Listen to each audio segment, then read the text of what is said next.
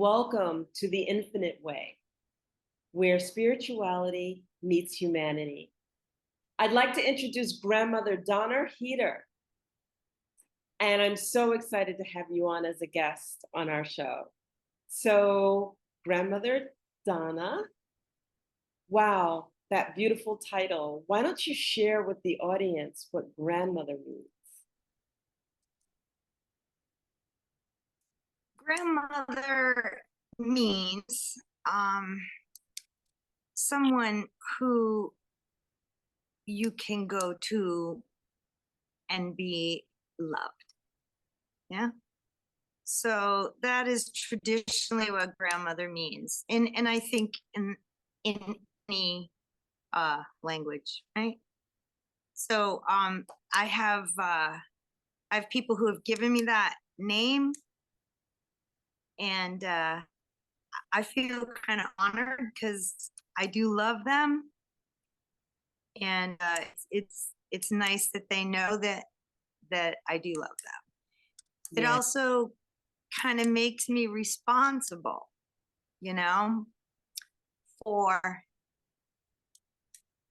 passing down traditions, making sure they have what they need, making sure that they're doing what they should as a second set of eyes. And then teaching them what it is to show respect for themselves by showing respect for their elders. So you're giving that relationship to them as being a grandmother. It's like you have that title, you have these exposures and these jobs to your community, and it's a reciprocation as a teaching. You're teaching them to respect themselves by respecting your tradition. Yes. So have you always been an elder of the Abernaki, or were you an elder in your in any other tribe? No, just the Abenaki. There was a long time between when I had last seen my parent, my dad, who's Cherokee, and his family. Okay. And they're out in Oklahoma, and I grew up in Massachusetts, and then I moved to Vermont for school, and I found the Abenaki, or they found me, and I found teachers, and I found grandparents, and I found friends who said, okay, you want to live the native way? We can show you how to live the Abenaki way, since you didn't learn to live the Cherokee way. I really wanted to live that. I really wanted to walk the red road. I wanted to walk, not the walk I was on, because it was just so foreign, I wanted to walk something that was more natural to me, and that was to walk, the native way. And I'm glad that I found the Abenaki. So, coming from someone who has Cherokee, and I ended up walking the Ojibwe way, and I'm listening to you. So how was that transition for you? I know how it was for me, which was in certain moments very tumultuous because I just didn't get it at first. How was that for you? Well, I had been part of the Clan of the Hawk for several years, and Clan of the Hawk was a representation of a lot of Native nations, different nations, not just Abenaki. And our clan mother, TwoFeathers, Roberta Noyes, she was Cherokee as well, and I'm not sure she was other nations. Well, I just know that she embraced her Cherokee, and I know that she was Cherokee. And so it was kind of like I was learning a lot from her, So it was kind of, I was still learning Cherokee, even though I was in Abenaki country. I was with an Abenaki clan. And then what happened was Grandfather Burton, he was our spiritual leader for our clan. He asked me to be a student and he adopted me. And at the moment I became responsible to walk that spiritual student walk, I became responsible for being adopted as well, to be the honor to be part of somebody's family, the DeCarrs. I immediately knew I had to, step up the pace, but learning as much about, Abenaki legend and history and in the beginning of the Abenaki and their stories and their songs. And I mean, when I say I was dedicated, I wish I could say I learned the language, but I'm terrible at English. So Abenaki is not going to be very easy, if you know what I mean, Yeah. So, and there's a lot to learn. And, there's a lot to learn. And to be honest with you, learning the songs helped a lot. Learning the songs helped a lot. It helped because people will talk about what the songs mean. And then you kind of get that little bit of reference to language. But learning the songs brings you close in many ways: vibration, history, fun. I mean, it's fun to sing, it's fun to be around, and it brings you around the drum, which in any nation is your heart of your nation. It's your heart of your clan. It sends the vibrations through you, and it changes exactly who you are at that moment in time.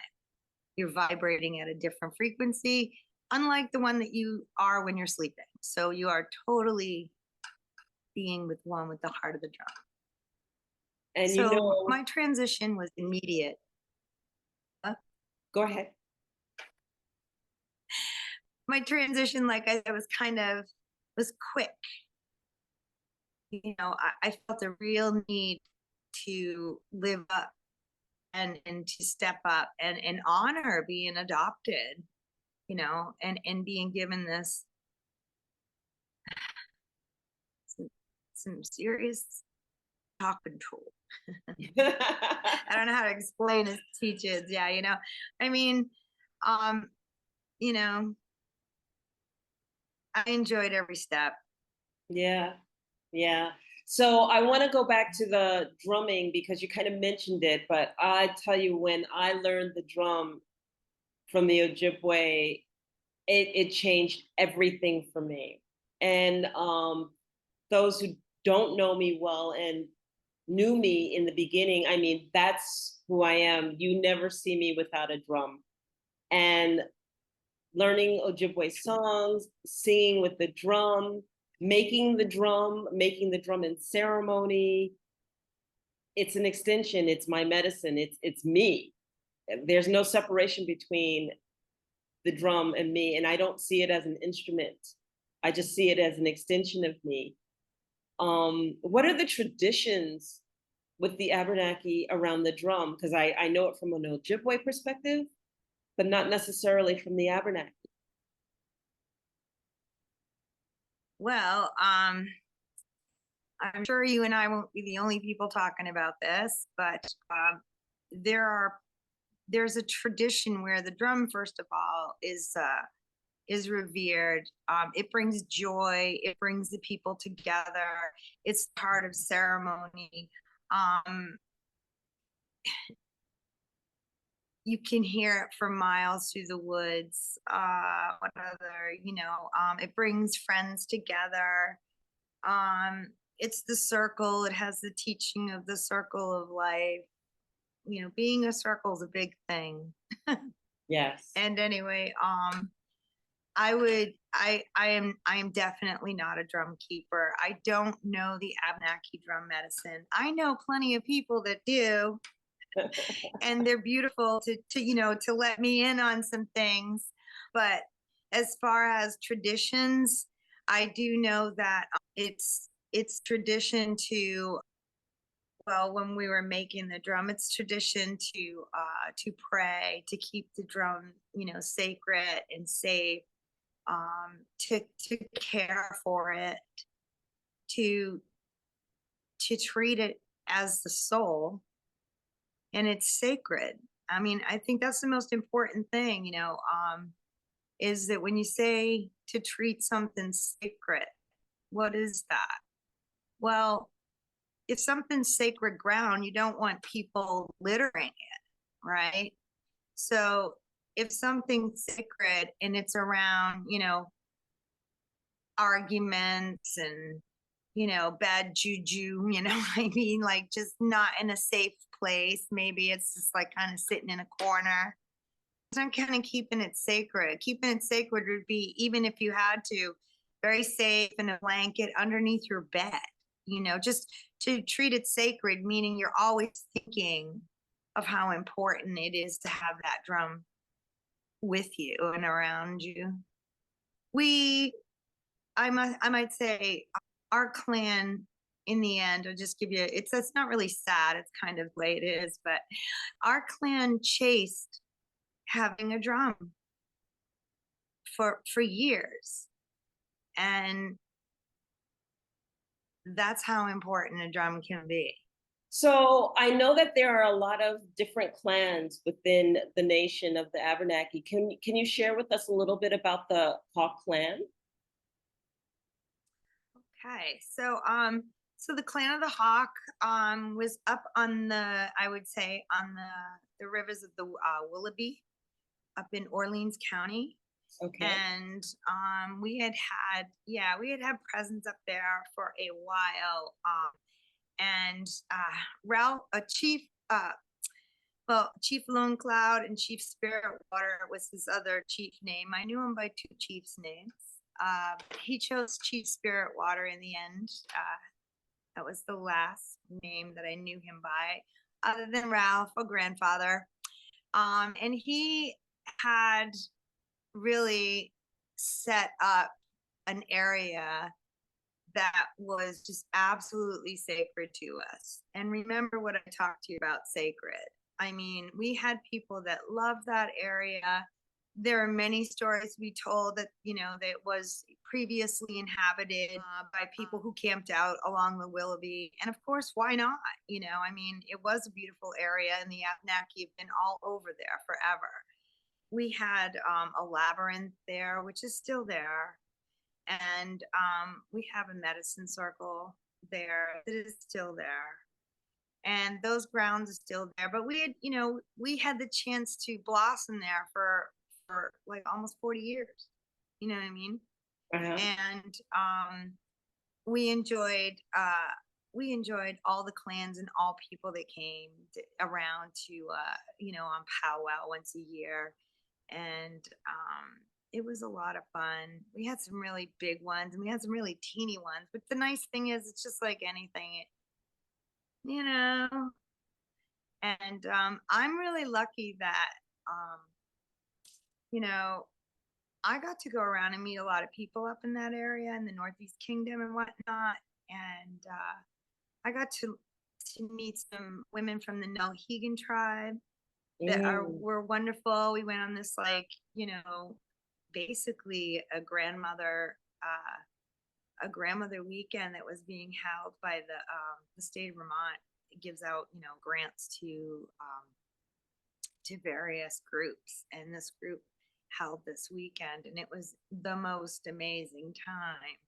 And it gave me and other tribes and other people chance to talk about what are the differences in your own community, and they do their thing and we do our thing, and and the similarities are there, but also the uniqueness and the differences are there as well. It's it's special when I get to see any Abenaki doing anything. It's just like we're still here, and I'm proud of everyone that teaches tradition and that brings tradition into the world and keeps it going. I mean, we're all one tribe. Yeah. So how does that feel? Because I know a lot of the younger generations aren't embracing the traditions, and so they're coming up not knowing any tradition at all, or not knowing, for in your case, the Abernaki way, or not knowing the Ojibwe way. What is your role as a grandmother in helping the community in this regard? Well, that's really important that you say that. What is my role in helping? You got to say to yourself, you have this honor, like to be, entitled to people who taught you.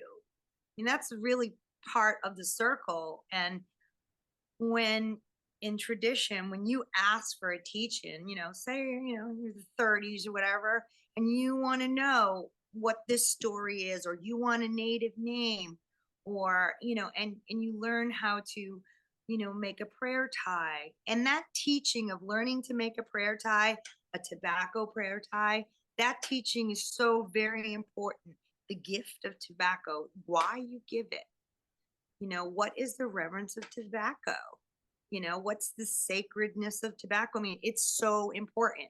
So for you to have learned all those things and make those promises, okay, and then not seek out how you can give back, it isn't always the duty of the teacher in the tradition, okay, to wait for the students. Mm-hmm.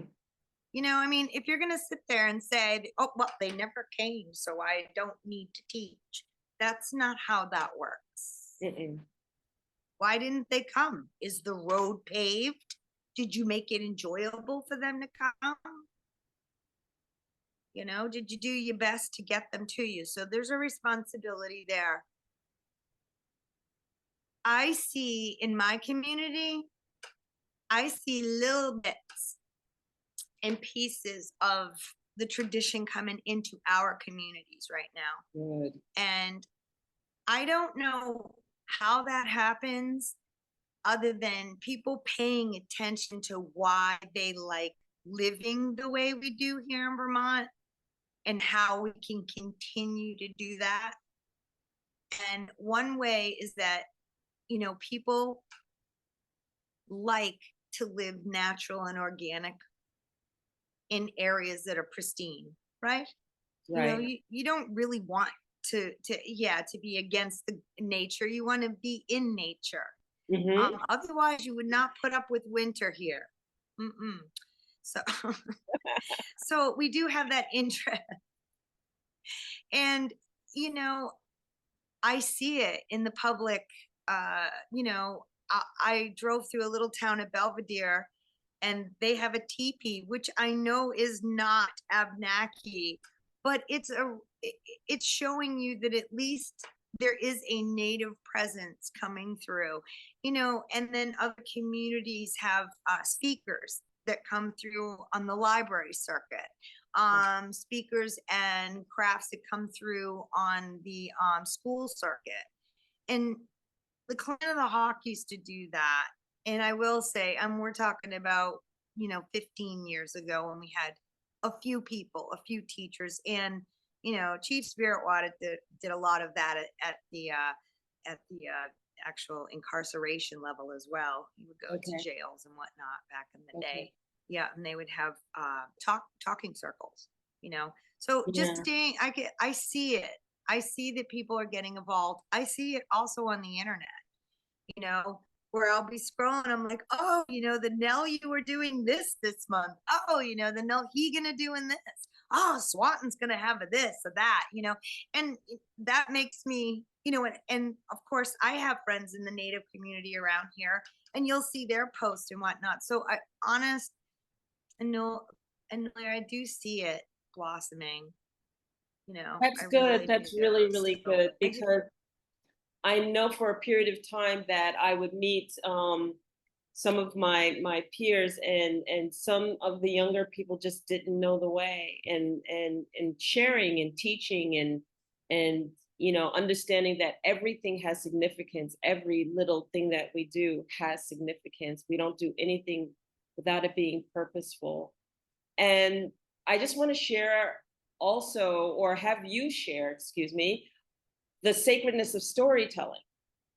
Because we talk about talking circles and we talk about it in passing, but it's been my experience that the way we talk and the way we tell stories is our history, is the way that we preserve everything. and the way that we teach. So why don't you comment a little bit on the storytelling? Well, first I'm going to give me a shout out to Grandmother Willow Green. Man, that lady can tell a story. Mm. Uh-huh. Yep. And she also was on that grandmother weekend I was telling you about, the Abernaki Grandmother Weekend. And she's the one I can honestly say gave me the best taste of what it is like to be a storyteller. And I hope I do her justice, because basically what she taught me was to teach you like right now. So Mhm. I hope I get this right. Being a storyteller is giving a piece of yourself to anyone and everyone. You have a responsibility to take the verbal teachings, to actually acquire the correct verbal teachings, okay? A responsibility to do that, and a responsibility to literally state them back to the listener, like literally exactly, exactly as your teachers tell you, where you can exaggerate, where you cannot. Because a lesson in a story tell, there's never just one. There's like many. So you can't, if you do, you will miss. If you exaggerate or miss a few things or use a different word per se, you'll lose pieces. And that I know, right? Right. The other thing is the storyteller has to acquire the talent from the creator and the calling to put the time and dedication into keeping the stories straight. If they find like I would imagine, this was not told to me, this particular piece, but I would imagine if they found like a different version of it, they'd have to check it out, make sure they had the right one, and maybe like, you know what I'm saying? Because it's so important that they are passing on the traditions, the cultures, some of the most important things in people's lives.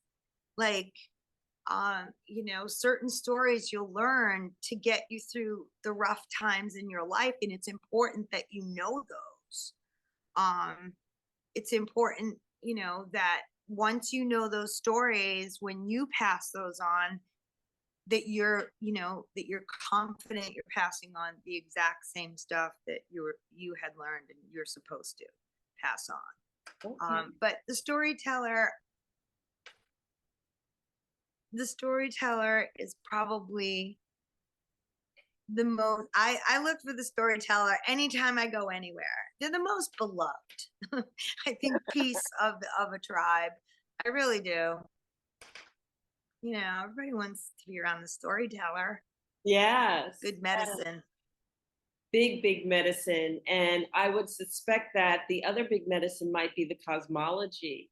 Do you want to share with us just a little bit of insight on Abernaki cosmology? Okay, so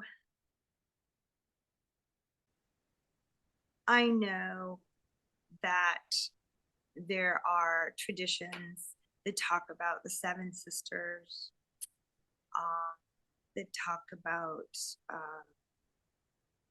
Sky Woman, and all the details about the legends and where we go as an Abenaki, or Abnaki, however how you say it. And I believe those. I don't know what the Cherokee legend is as to where their heaven is, or where their afterlife is. Because the minute I heard and the minute I was taught by Grandfather Burton. This whole universe connection to the earth and through us. I didn't need to know another one, really, because it was explained to me that this is how the Abenaki basically do their afterlife, how it is explained, how it is understood, and how they interpret the afterlife. Mhm. Every other tribe interprets the afterlife the way they interpret it, but it's all the same thing. It's not of here, it is of there, and it is different. There are a lot of traditions that go along with how you cross over, you know, and I learned quite a bit of them in the past couple of years. But some of them I learned like on the fly, you know, because COVID did take my elders, the chief and a few others. So, you know, you had to learn these things on the fly, and people were really, I was really grateful at all the teachings I got. And several of them were Abenaki teachings, which is kind of interesting because, you know, I didn't know them. I didn't know those traditions. And one of the biggest traditions is, though, that it's a peaceful and amazing experience to be here, and it's a peaceful and amazing experience to be there.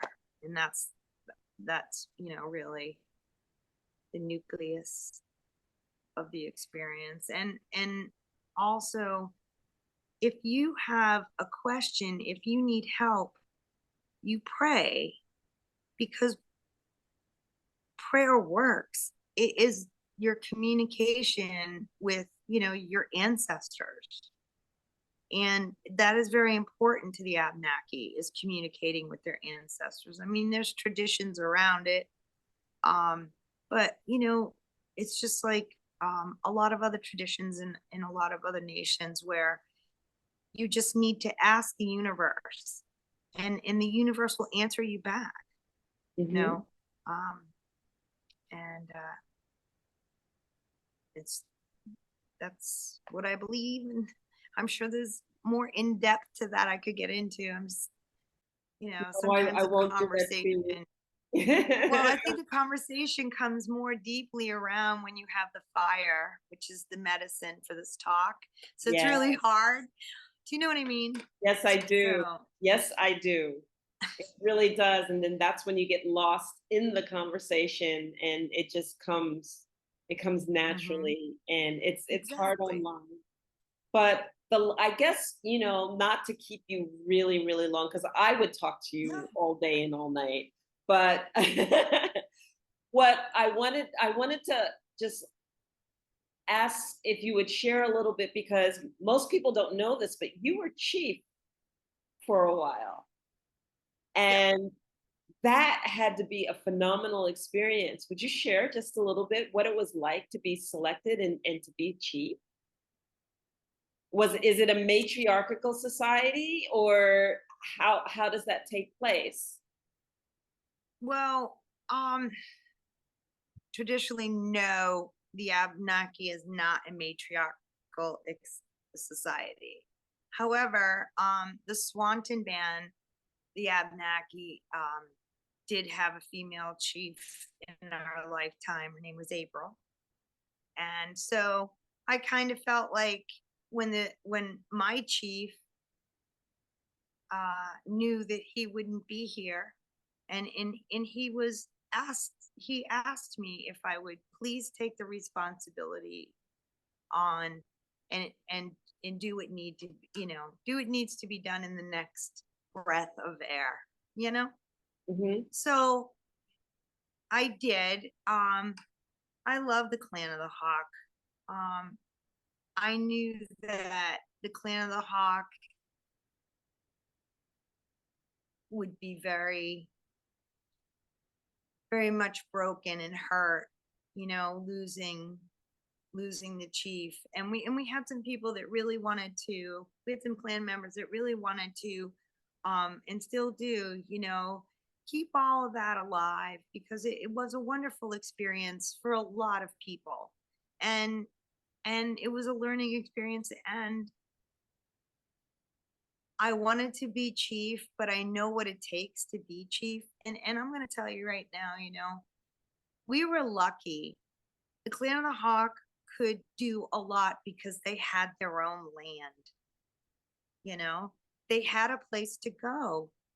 You know, it's hard to just lose all of that and then say you have a clan. So nobody lived in the area. We had no central place, you know, so we needed a chief, someone that would bring at least, you know, bring us to, you know, a point where the clan could get a little grip and do what traditionally we do, which is vote in a new chief. And that was Chief Dave DeLuca. He came right after me. So, you know, I was grateful to be a chief of the Clan of the Hawk, and I tried to do my best to, you know, I guess do what I knew the chief wanted to happen, which was to get, you know, get through and get to the traditional part of you got to keep it going, you know, and we did the best we could for him and for everybody. And right now, you know, our clan is dispersed, but I know that the Clan of the Hog, like our, you know, our clan mother Lori and Bonnie and a few other people, you know, I know that they're out there, and Dave and Brian, you know, but we have no central place, and we've been through like some serious crazy turmoil. Do you know what I mean? So that takes a little while to bring things back. But going back to being cheap, I will say that it's an experience going from, you know, people will contact you and ask you just what your opinion is about something. And at the time, I must say, you know, I really enjoyed answering, you know, questions about the Clan of the Hawk and what the Clan of the Hawk could do, and what our opinion was of certain things. And it was an experience that I had never thought I would have, but was glad that I did. And I was honored. I was honored to take over for Chief Ralph Sweat. Wonderful, wonderful. So I know that we're coming to a close. I'm going to ask you to end this with telling us a little story. Do you mind telling us a story? Sure. Let's see.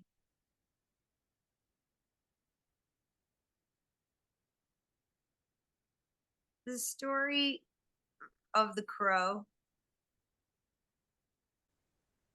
The story of the crow getting the color of the crow, which is black.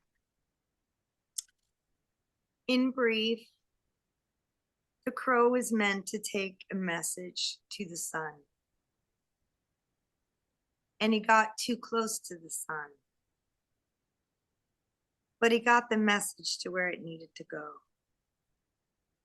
And when he came back, he used to have a beautiful voice, and he would sing, and the woods heard him, and they knew that the crow was a beautiful bird, the beautiful voice. And when he came back from doing what he promised he would do, to literally save the earth, he came back black, and he came back with a raspy voice, but he never stopped singing.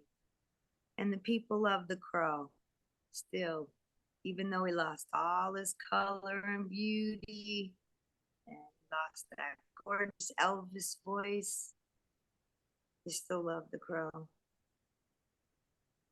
That was it in a nutshell, let me tell you. Thank you. There's another one story I want to say. Okay. That the Abenaki believe that the mountains that surround this area in the Northeast Kingdom and in the Abenaki lands were their ancestors, you know, that they had laid down, and they were their ancestors.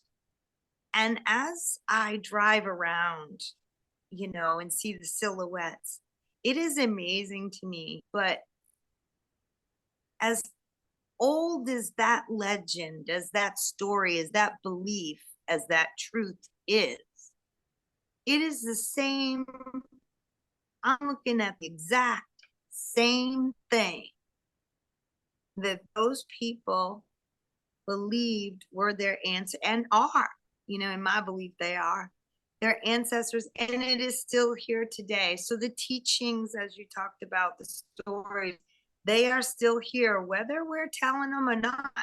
The ash tree made it through the boar. I hope that boar disease, the little bug. The ash tree is among our, tall people that is still here and gives the story if you will listen. And then the mountains are still there. And if you see them, you can't help as a human being say, that looks like a person lying down, doesn't it? That's a silhouette of a face, isn't it? Yes, it is. Like, there are the stories, Enolia. They're right there in front of us.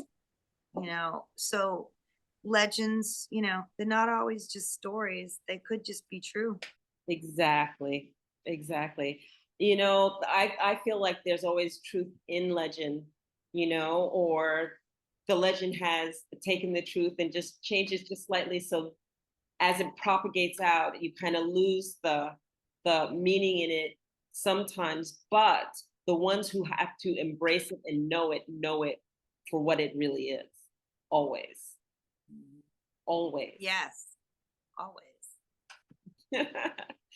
Oh my goodness, thank you so much for having this conversation, for being here, and for participating and just bringing your beautiful warm smile, which I love.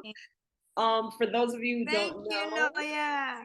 Grandmother Donna and I both go to the Native Nations Festival every year and see each other in upstate New York and Painted Post at the Native Nations Festival, where we counsel and work with the community there as the powwow takes place.